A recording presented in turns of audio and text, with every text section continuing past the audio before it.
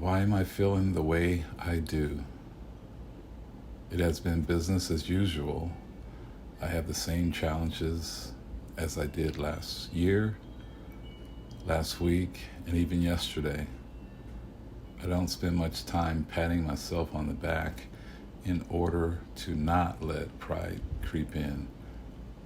But I can say that I've accomplished many items that are on my to-do list. Of course, never a New Year's resolution, but a list of necessities and or wants. I was able to take care of quite a bit. Something feels incomplete. I guess maybe I'm just not feeling complete. Maybe it's possible that I'm feeling regret. Why, you may ask, or I might even ask, or I certainly am asking, what's going on in this stage of my life? Am I still grieving? Maybe I have not completed all of the things that, after losing my father, maybe I need to review the grieving process again to see if I can identify with symptoms. I think I can give myself a self-diagnosis. It goes without saying that I am not a doctor, but experience is a good teacher, if not the best teacher. Okay, here it goes. So since I've been replaying conversations that I have had with others and reflecting on the relationship that fathers have with their sons, I can't help but think of thoughts I had, which were, I felt as though my father didn't spend enough time with his family, his sons, or just me. I think it is or was a feeling that we all may have had, my brothers and I. By his own admission, my dad felt he didn't spend enough time with us either. This was his thought process in the twilight years of his life, as he was gaining years and starting to reflect on his life and choices that he made along the way. He talked about, but what it didn't sound like he was regretting, but it merely that he wished he could have made a different choice or other choices. Recently, let me just say that he did more things right, in my opinion, that he did that were wrong. We often hear, quote, "You'll understand when you get older," or with an added twist, "if you make it to this age," close quote. Right now I'm hearing an old spiritual from church, the lyrics to By and By. One of the lyrics is, "We'll understand it better by and by." I do often reflect in conversations with others what I've said, what I shouldn't have said, what I wish I could take back.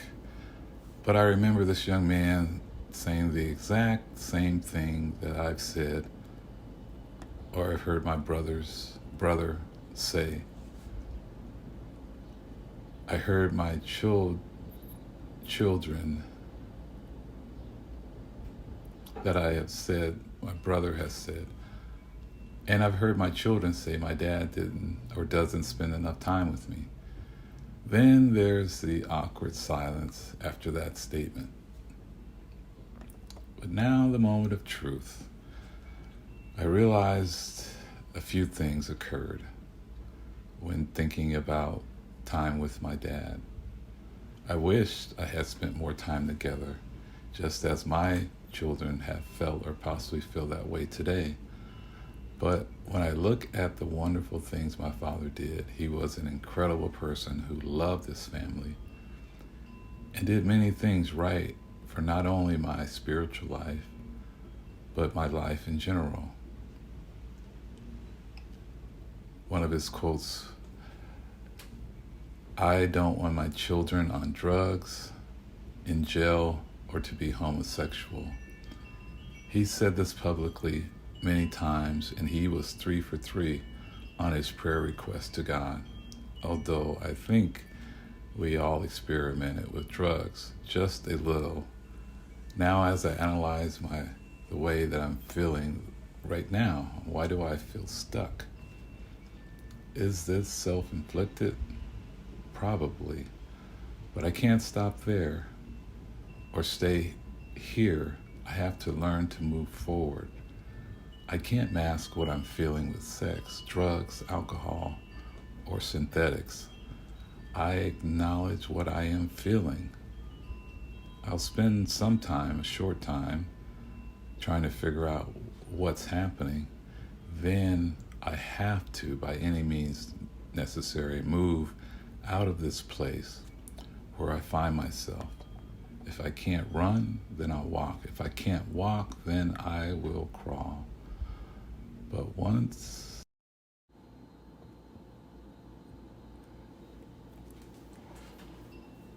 I realized that I am not a victim, but I was playing the role of a victim. I'm an overcomer. I'm an overachiever. I've spent a lot of good time with my father. I could have made some different choices, just as I wish my children will make some choices. They have the ability to spend time with me by a simple phone call or drop in.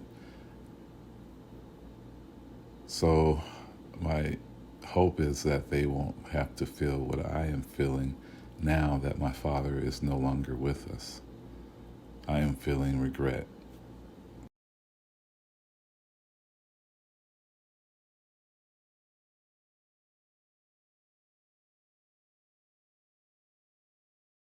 Dealing with regret is even more difficult because of the other negative emotions connected to it. Remorse, sorrow, and helplessness. Regret can increase our stress. It negatively affects our physical health and throws off the balance of our hormones and immune system. Regret is not only unpleasant, it's unhealthy. It's terrible. It's a terrible feeling to wait till someone is gone to appreciate them. I may have missed some opportunities to spend with him, learning from him, laughing together, enjoying each other's company. I shake my head side to side as I can only imagine the challenges and the strength it took for him to take responsibility of helping raise his siblings. He had limited education, but was intelligent enough to read and educate himself. He loved to read. He wasn't afraid of anything because he made a deal with God that God would use him for his glory. I know he's in a better place, but do regret not spending the time I could have with him. Now I know that I'm changing and evolving and becoming better. So what do I do now? I forgive myself and find myself in a state of gratitude. This is where I need to be. This is an emotion that being mutable will help, and that is what I am.